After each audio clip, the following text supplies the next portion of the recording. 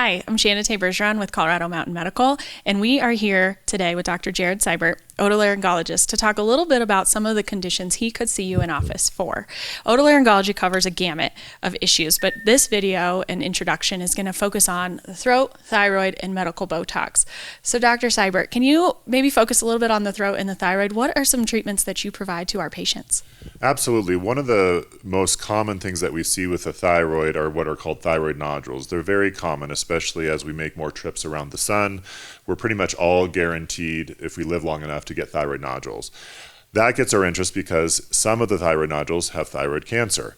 As a surgeon, the majority of thyroids that I do surgery on are because of concern for suspicion or biopsy confirmed cancer, and we're removing the thyroid.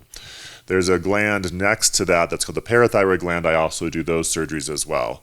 Typically, we're doing this treatment in conjunction with a local endocrinologist like Dr. Odocchio or the other endocrinologists. And you'd be seeing both of us, and we would come up with the appropriate treatment plan and options for that. And so that's what we typically do for thyroid and parathyroid issues that people can have. You mentioned medical Botox before, and I wanted to mention that because most people think about Botox, oh, I go to my med spa, I get my Botox right before the holidays, before the wedding, or whenever. Botox was actually first invented to treat patients who had Bell's palsy, and they were actually trying to even out the asymmetries in the patient's facial movements.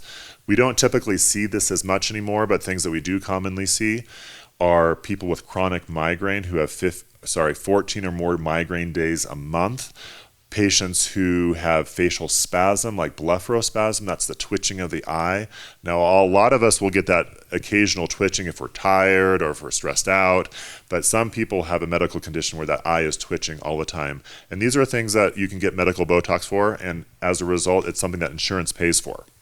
Okay, so new procedures for the throat, the thyroid, it sounds like in conjunction with Dr. Odocchio, Dr. Olson, and Sabrina St. Marie out of our endocrinology clinic for the thyroid issues, and then medical Botox, a new procedure for us that we're very excited to be able to offer to patients who have some of these conditions, who it might be appropriate for. If you are interested in learning about more or finding out if you are eligible for any of these procedures, please talk to your primary care provider or visit us at cmmhealth.org to learn more.